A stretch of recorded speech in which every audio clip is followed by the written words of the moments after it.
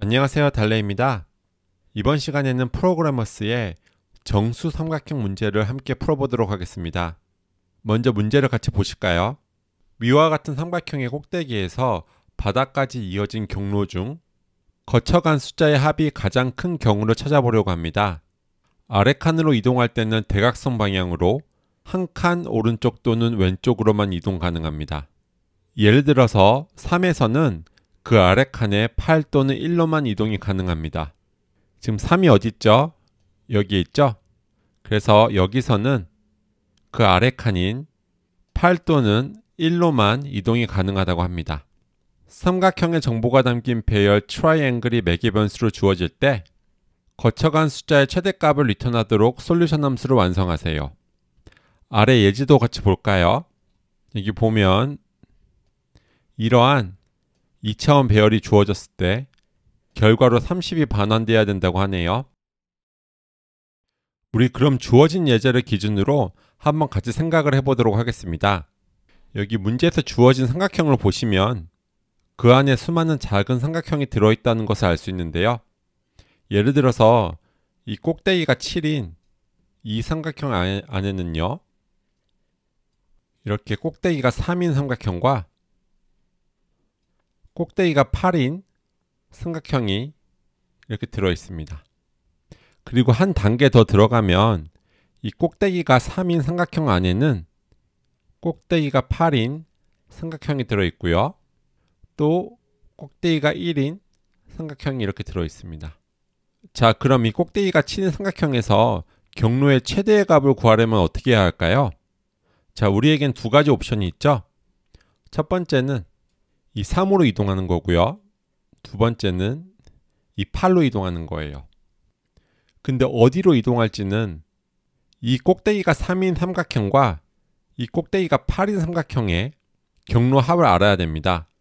이 둘 중에서 더 큰 값을 선택해야 최대 합이 될 테니까요. 이 꼭대기가 3인 삼각형에서 경로의 최대 합은 어떻게 구할 수 있죠? 마찬가지로 두 개의 옵션이 있고요. 이렇게 꼭대기가 8인 삼각형으로 이동할 수도 있고요. 꼭대기가 1인 삼각형으로 이동할 수도 있어요. 그리고 이 두 개의 삼각형 중 경로의 최대합이 더 큰 쪽으로 이동하고 싶을 겁니다. 이 말은 여기서도 최대합을 먼저 구하고 여기서도 최대합을 구해야지 여기서 최대합을 구할 수 있다는 얘기예요. 그렇죠? 그럼 1에서 최대합을 구하려면 마찬가지로 이 7이 꼭대기인 삼각형과 이 4가 꼭대기인 삼각형의 최대합이 필요할 거예요. 이런 식으로 계속 내려가다 보면 결국 이 7에서는 이렇게 두 가지 옵션이 있을 거고요. 그러면 이렇게 맨 밑에 있는 숫자에 도달하게 됩니다. 그리고 이러한 맨 밑에 있는 숫자에서는 더 이상 내려갈 숫자가 없잖아요. 즉 이러한 숫자들은 왼쪽 대각선과 오른쪽 대각선에 더 이상 더 작은 삼각형이 없습니다. 따라서 이 숫자 자체로 최대 합이 되기도 하고 최소 합이 되기도 합니다. 자, 그럼 지금까지의 사고 과정을 생각해 보면 이 문제는 재기적으로 접근할 수 있다는 것을 알 수 있는데요. 즉 맨 꼭대기에서의 최대 합을 구하려면요, 그 아래에 있는 두 개의 삼각형에서 최대 합을 먼저 구해야 하고요. 그 아래에 있는 두 개의 최대 합을 구하려면요, 또 그 아래에 있는 이 세 개의 삼각형에 대한 최대합을 먼저 알아야 합니다. 그리고 이 세 개의 삼각형에 대한 최대합을 알려면 이 네 개의 삼각형에 대한 최대합을 알아야 하는 거고요. 그리고 마지막으로 이 네 개의 삼각형에 대한 최대합을 알려면 제일 아래에 있는 이 5개의 삼각형에서 구해지는 최대합을 알아야 하는 것입니다. 이것을 일반화시켜 보면 이와 같은 공식을 얻을 수가 있는데요. 이 삼각형의 어느 위치에 있든 그 현재 꼭대기에서 경로의 최대합은 우선 그 꼭대기에 있는 숫자의 왼쪽 대각선에 있는 삼각형에서의 경로의 최대합과 오른쪽 대각선에 있는 삼각형에서 경로의 최대합을 비교해서 둘 중에 큰 값을 더해주면 구할 수 있습니다. 그리고 기저조건은 이렇게 바닥에 있는 숫자들인데요. 얘네들은 왼쪽 오른쪽 대각선에 더 이상 숫자가 없기 때문에 이 숫자 자체가 최대합이 되겠습니다. 그럼 지금까지 설명드린 알고리즘을 한번 파이썬으로 구현해 볼게요. 우선 제기함수가 하나 필요한데요. 그 함수의 이름은 dfs라고 할게요. 그리고 그 함수는 삼각형의 꼭대기 위치를 받습니다. 그래서 row, 행과 column 이렇게 열을 인자로 받겠습니다. 그 다음에 마지막에는 이 제기함수로 호출한 결과를 반환할 건데요. 이렇게 최초에는 0과 0을 넘겨서 입력으로 들어온 삼각형의 이 꼭대기에 있는 숫자의 위치를 인자로 넘기겠습니다. 그럼 이제부터 제기함수를 구현해 볼게요. 우선 기저조건을 명시할 건데요. 이 행 인덱스가 입력 배열의 길이에서 1 뺀 거와 동일하다면, 즉 마지막 행이겠죠? 그때는 더 이상 아래에 숫자가 없으니 그 자리에 있는 숫자 자체가 최대 합이 될 거고요. 아닌 경우에는 어떻죠? 자, 꼭대기에 있는 숫자, 즉 트라이앵글의 로우 행과 컬 행에 있는 숫자랑요. 여기에서 이제 맥스 함수를 사용할 건데요. 첫 번째 후보는 왼쪽 대각선에 있는 삼각형에서 경로의 최대합입니다. 그러니까 여기서 제기함수로 호출해야겠죠? 그래서 왼쪽 대각선이니까요. 일단은 다음 행일 거고요. 칼럼은 그대로입니다. 즉 이렇게 00 위치에서는 1, 0이 첫 번째 후보가 될 거고요. 그 다음 후보는 1, 1이죠. 그래서 이렇게 행 인덱스는 동일하고요. 열 인덱스만 1을 더해주면 되겠습니다. 자, 그러면 이 코드를 한번 실행해 볼게요. 네, 잘 실행이 되는데요. 그럼 제출해 보겠습니다. 네, 그럼 통과를 하지 못하는데요. 여기 실행 결과를 보면 이렇게 시간 초과가 많이 일어나는 것을 볼 수 있어요. 즉 우리가 작성한 코드는 이 문제에서 요구하는 성능을 만족시키지 못하는 것 같습니다. h를 삼각형의 높이라고 했을 때 이 풀이의 시간 복잡도는 O of 2의 h승인데요. 이렇게 제기함수가 한 번 호출될 때마다 두 번의 연쇄 호출이 일어나기 때문입니다. 그래서 한 번의 호출이 두 번의 호출을 만들고, 두 번의 호출이 네 번의 호출을 만들고, 네 번의 호출이 8번의 호출을 만드는 거죠. 반면에 제기 알고리즘의 호출 스택이 삼각형의 높이에 비례해서 깊어지기 때문에 공간 복잡도는 O of h가 되겠습니다. 복잡도 분석을 통해서 이 제기 알고리즘의 성능이 O of 2의 h승으로 매우 안 좋다는 것을 알게 되었는데요. 제가 한번 이 제기 알고리즘이 호출되는 모습을 이렇게 시각화해 보았어요. 그러면 우선 이렇게 인자로 삼각형의 꼭대기 위치인 00이 넘어가고요. 여기서 그 다음 줄에 있는 10과 11에 대한 제기 호출이 일어납니다. 그리고 10에서는 다시 20과 21에 대해서 제기 호출이 일어나고요. 즉, 이 3에서 8과 1을 대상으로 제기 호출이 일어나는 거죠. 그리고 20에서는 30과 31에 대해서 제기 호출이 일어납니다. 즉 2와 7에 대해서 제기 호출이 일어나는 거예요. 그런데 여기 보면 여기 4와 1에 대한 호출이 여기 위에서 이미 일어나고 있다는 것을 알 수 있어요. 즉 8 위치에서 다시 보면 2에 대해서 호출을 하고 7에 대해서 호출하는데 여기 1에서도 한 번 더 7에 대해서 호출하고 있는 거예요. 이런 현상은 여기 1에서도 나타나는데요. 여기 위치가 2, 1이죠. 그래서 여기 이 1을 보면 여기 중복이 엄청 많아요. 즉 여기 3, 1은 여기 위에서 이미 이 0에서 호출이 됐죠. 즉 여기 8에서 이미 7을 호출했단 말이에요.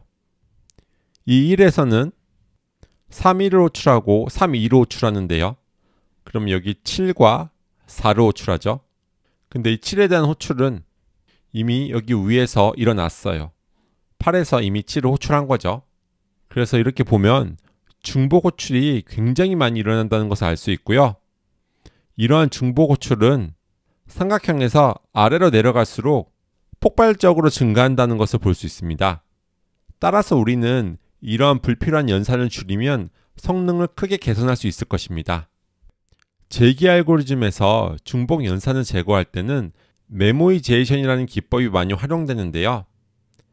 파이썬에서는 펑크툴즈 모듈에서 제공하는 캐시 데코레이터를 사용하면 매우 쉽게 메모이제이션을 적용할 수 있습니다. 그래서 제가 여기 맨 위에다가 이렇게 펑크툴즈에 캐시 데코레이터를 불러온 다음에요. 여기 제기함수 위에 이렇게 사용하겠습니다. 이렇게 캐시 데코레이터가 적용된 함수는요, 인자가 똑같은 게 들어올 경우에는 이 함수의 내용을 실행하지 않고요, 기존의 캐시에 저장해 놓은 값을 사용합니다. 그래서 이렇게 3, 1을 상대로 함수가 호출이 되었다면 이때만 함수의 내용을 실행하고요, 그 다음에 이렇게 또 3, 1이 나왔을 때는 캐시되어 있는 값을 사용합니다. 이렇게요. 여기서도 캐시된 값을 사용하겠죠. 그러면 이렇게 불필요한 제기함수의 호출이 없어지면서 호출 트리가 이렇게 쪼그라들 거예요. 자, 그럼 이 코드를 한번 실행해 볼까요? 네, 여기 보면 지금 펑크툴즈 모듈로부터 캐시를 불러올 수 없다고 얘기하는데요. 이 캐시 데코레이터는 파이썬 3.9에서 추가되었는데요. 이게 보니까 프로그래머스에서는 아직 파이썬 3.8을 쓰고 있네요. 그래서 캐시 데코레이터는 쓸 수 없을 것 같고요. 대신 LRU 캐시 데코레이터를 사용할게요. 그래서 여기에 LRU 캐시 데코레이터로 바꿔주고요. 이 LRU 캐시 데코레이터는 디폴트로 최대 128개의 호출 결과를 저장할 수 있어요. 그런데 왼쪽에 문제에서 보면 삼각형의 높이는 최대 500이 될 수 있다고 하죠. 그러면 높이가 500인 삼각형에는 대략 몇 개의 숫자가 들어있을까요? 500 곱하기 500 나누기 2를 하면 되겠죠? 그래서 이 맥스 사이즈 옵션을 사용해서 500 곱하기 500 곱하기 나누기 2를 설정해 줄게요. 그러면 캐시 공간이 충분해서 불필요한 연산이 발생하지 않을 거예요. 그럼 이 코드를 한번 실행해 볼게요. 네, 이번에는 코드가 잘 실행되고요. 제출돼 보겠습니다. 네, 이번에는 제출한 코드가 잘 통과하는 것을 볼 수 있습니다. 성능이 얼마나 좋아졌길래 우리가 수정한 코드가 통과하는 걸까요? 다시 한번 복잡도를 분석해 볼게요. 이제 이 제기 트리를 보시면 불필요한 제기함수의 호출이 없어지면서 삼각형 내에 모든 숫자를 대상으로 딱 한 번만 제기함수 호출이 일어난다는 것을 알 수 있어요. 즉, 맨 꼭대기에 00, 그 다음 줄에 10, 11, 그 다음에 20, 21, 22, 그 다음 줄에 이렇게 30이요. 31, 32, 33, 그리고 제일 바닥에 있는 40, 41, 42, 43, 44 이렇게 정확히 모든 숫자를 대상으로 함수가 한 번씩만 호출되고 있죠. 그래서 시간 복잡도는 2분의 1 곱하기 h의 제곱이 될 거예요. 그러면 비고 계산법에 따라서 그냥 h제곱이 되겠죠? 그래서 시간 복잡도가 2의 h승에서 h의 2승으로 대폭 향상되었습니다. 반면에 공간 복잡도는 호출 스택이 삼각형의 높이에 비례해서 깊어진다는 사실이 변하지 않기 때문에 여전히 O of H가 되겠습니다. 지금까지는 삼각형의 이 꼭대기부터 이렇게 아래로 내려오면서 경로의 최대합을 구했는데요. 이번에는 역발상을 해서 이 삼각형의 바닥부터 꼭대기로 거슬러 올라오면 어떻게 될까요? 우선 우리는 삼각형의 맨 아래에 있는 숫자들에 대해서는 경로의 최대합을 구하는 방법을 이미 알고 있죠? 당연히 숫자가 하나밖에 없으므로 그 숫자가 최대합이자 최소합이 되겠죠? 자, 이 윗줄은 이 아랫줄의 최대합을 알면 구할 수 있습니다. 바로 이 왼쪽 대각선에 있는 최대합과 오른쪽 대각선에 있는 최대합 중에서 큰 값에 그 자리에 있는 숫자를 합치면 됩니다. 그 윗줄도 마찬가지로 구할 수 있죠? 아랫줄에 대한 최대합을 모두 구해놨으니까요. 이미 구해놓은 왼쪽 대각선에 있는 최대합과 역시 먼저 구해놓은 오른쪽 대각선에 있는 최대합을 비교해서 큰 값의 꼭대기에 있는 숫자를 합치면 됩니다. 마찬가지로 그렇게 이렇게 8과 1과 0에 대한 최대합을 구해놓으면요, 3에 대한 최대합도 구할 수 있어요. 8의 최대합과 1의 최대합 중 더 큰 값에 3을 더하면 되니까요. 그래서 3과 8에 대해서도 동일한 방식으로 최대합을 구하고요.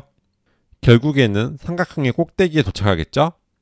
그럼 이 시점에서는 3과 8에 대한 최대합을 이미 구해놨으니 7에서의 최대합을 구하는 것은 문제가 되지 않을 것입니다.